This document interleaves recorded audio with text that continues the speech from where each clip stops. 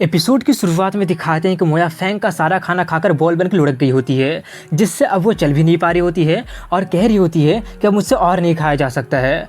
उसका उस हरकत से फैंग का दिमाग काफ़ी ज़्यादा ख़राब होने लगा होता है और चिल्लाते हुए कहता है कि तुम मेरा सारा खाना खा गई हो और अभी भी कह रही हो और नहीं खा सकती हो, कहीं इसका मतलब तुम और खाने के बारे में तो नहीं सोच रही हो ना।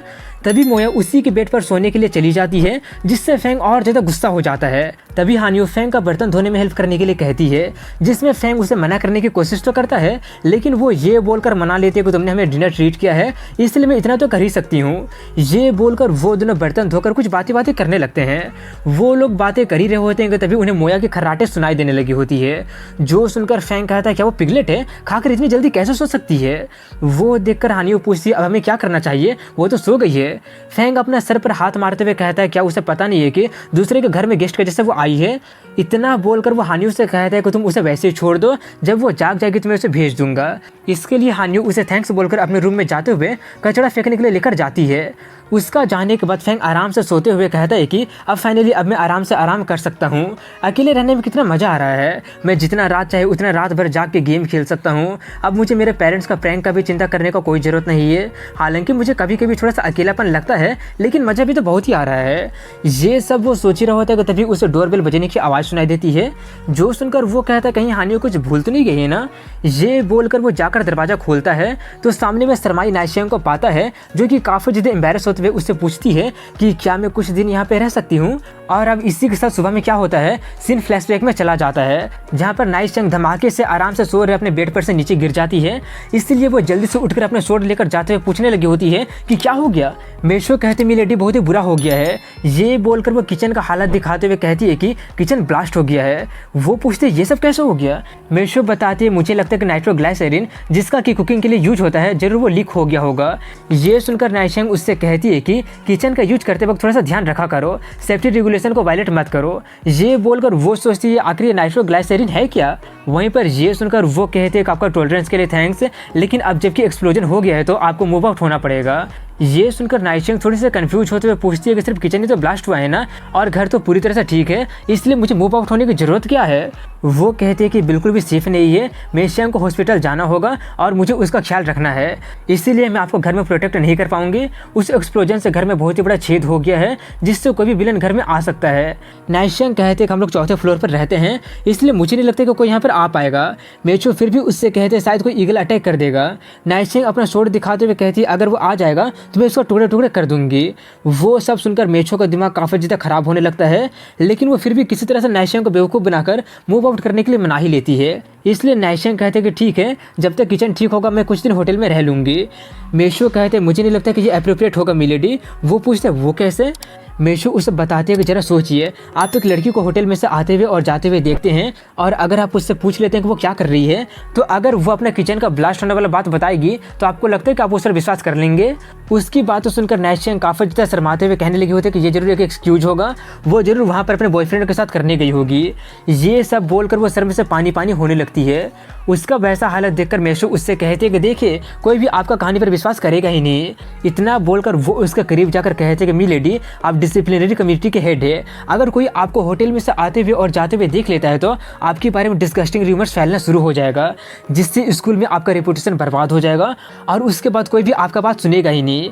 ये सब सुनकर वो काफ़ी ज़्यादा शर्माते हुए चिल्लाने लगी होती है कि मैं ऐसा बिल्कुल भी होने नहीं दे सकती हूँ, तुम ही बताओ कि अब मैं कहाँ पर जाऊँ। मेशो उसके कंधे पर हाथ रखते हुए कहती है कि आपको मिस्टर किन फैंग के घर में रहना चाहिए। ये सुनकर वो और ज़्यादा शर्माते हुए कहने लगती है आखिर तुम क्या कह रही हो। फैंग हाल ही में एक सिंगल स्टूडियो फ्लैट में मूव इन हुआ है और मैं उसके साथ मूव इन कैसे हो जाऊँ। मेशो उसे बेवकूफ़ बनाते हुए कहते कि मिलेडी गलत मत समझिएगा, लेकिन हाई स्कूल स्टूडेंट के लिए अपने दोस्त के घर में स्लीप ओवर करना तो नॉर्मल बात है। इतना बोलकर वो उसे दूसरी तरफ से बेवकूफ़ बनाते हुए कहती है कि कहीं आप ये कहने की कोशिश तो नहीं कर रहे हैं ना कि आप फैंग को लेकर कुछ वैसा फीलिंग डेवलप कर लिए हैं। नाइशियांग तुरंत मना करते हुए कहते बिल्कुल नहीं, तुम ऐसा क्यों सोचती हो। वहीं पर मेशो कॉमिक में से उठाए हुआ कुछ लाइन को उस पर चिपकाते हुए कहती है कि जब तक आप ऑनेस्ट और इनोसेंट रहेंगे तो आप जो कुछ भी करेंगे वो सब क्वालिफाई हो जाएगा। अगर आप उसको लेकर कुछ क्रेजी थॉट नहीं रखेंगे तो उसके घर में स्लीप ओवर करना आसान हो जाएगा। नाइशियांग थोड़ा सा ब्लश करते हुए और एक्साइटेड होते हुए कहती है कि हाँ, उसको लेकर मेरे पास कोई भी फैंसी थॉट नहीं है, इसलिए कुछ दिन रहना मेरे लिए प्रॉब्लम नहीं होगा। तभी मेशो उसे उसका सूटकेस देते हुए कहती है कि मैं ऑलरेडी सब कुछ पैक कर दी हूँ, टैक्सी को भी बुक कर दी हूँ। बाय द वे मैं बता देती हूँ कि आप मुझे कुछ टाइम के लिए कॉन्टैक्ट नहीं कर पाएंगी। अगर अगर आपको कोई परेशानी होगा तो आप मिस्टर फेंग से हेल्प लीजिएगा। उसकी सभी बातें सुनकर नाइसेंग काफ़ी ज़्यादा एक्साइटेड होकर वहाँ से निकल पड़ती है और इसी के साथ उसका फ्लैशबैक खत्म हो जाता है और अब प्रेजेंट टाइम का सीन दिखाया जाता है जहाँ पर नाइसेंग बैठी होती है और फेंग उससे पूछ रहा होता है कि पानी चाहिए या फिर हैप्पी ड्रिंक। फेंग कहता है मुझे माफ़ करना लेकिन सिर्फ जिंजर वाला फ्लेवर ही बच रहा है। वो उसके हाथ से छीन कर पीते हुए कहती है कोई बात नहीं, मुझे ये पसंद है। ये बोलकर वो ज़बरदस्ती उसे पी लेती है।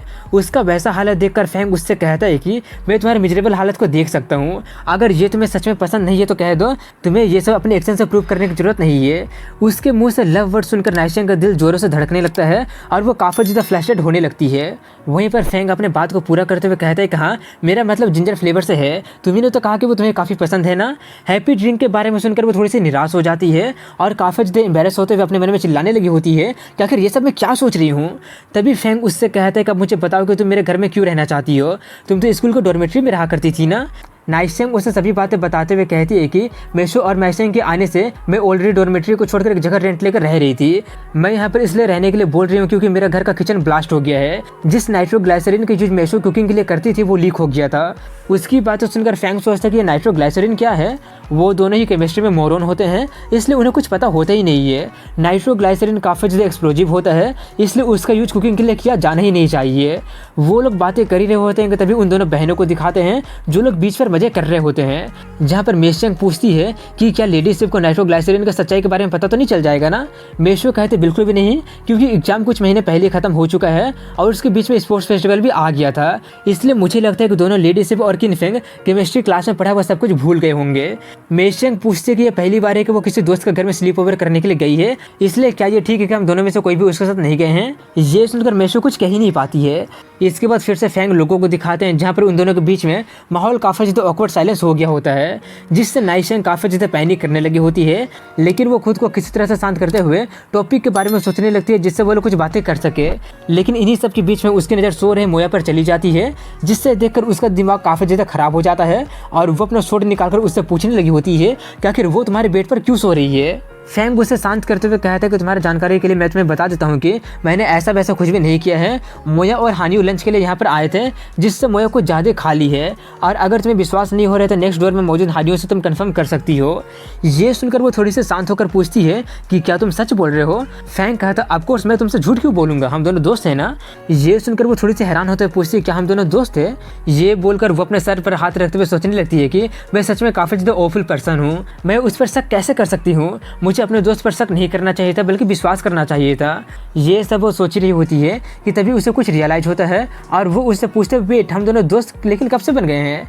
ये सब सुनकर फेंग शॉक के मारे वहीं पर गिर जाता है और उठते हुए कहता है कि ये सब तुम यहाँ पर आने से पहले नहीं सोची थी क्या। इतना बोलकर वो सोचता है कि नाइसेंग सोंगदाओ जल्दी दोस्त नहीं बनाती है या उससे बनता ही नहीं है, इसलिए इसे क्लियर आइडेंटिफिकेशन चाहिए दोस्त को डिफाइन करने के लिए। क्या वो मेरा दोस्त है, इस तरह का क्वेश्चन नाइसेंग के मन में चलते ही रहता है। इतना सोचकर वो खड़ा होकर उससे कहता है कि अगर मैं तुम्हारा दोस्त नहीं होता तो मैं तुम्हें बचाने के लिए जापान जाता ही नहीं। अगर तुम्हें लगता है कि मैं तुम्हारा दोस्त हूँ और मैं भी यही सोचता हूँ कि हम दोनों दोस्त हैं। उसकी सभी बातें सुनकर वो उसे काफ़ी ज़्यादा एडमिरेशन के साथ देखते हुए सोचती है कि मुझे लगा था कि ये सिर्फ मैं ही हूँ, लेकिन फेंग भी मेरे बारे में वही सोचता है। फेंग उसे वैसा खोया हुआ देखकर पूछता है कि कहीं तुम ये तो कहने की कोशिश नहीं कर रही हो ना कि हम दोनों दोस्त कब बन गए। ये सुनकर वो कहने लगते नहीं नहीं ऑफकोर्स मैं तुम्हें अपना दोस्त जैसा देखती हूँ। उसकी बातें सुनकर फेंग कहता चलो मैं ग्लैड हूँ कि तुमने इसके बारे में सोच लिया। वो लोग वहाँ पर बातें कर ही रहे होते हैं कि तभी मोया नींद में बड़बड़ करते हुए कह देती है कि फेंग का बहुत ही बड़ा है। ये सुनकर वो दोनों ही शॉक के मारे पत्थर बन जाते हैं और नाइसेंग होश में आकर उसे बहुत ही ज़्यादा पीट देती है और इसी के साथ यहीं पर इस एपिसोड की एंडिंग होती है। मिलता हूँ कल अगले वीडियो में, तब तक के लिए हैव अ गुड डे।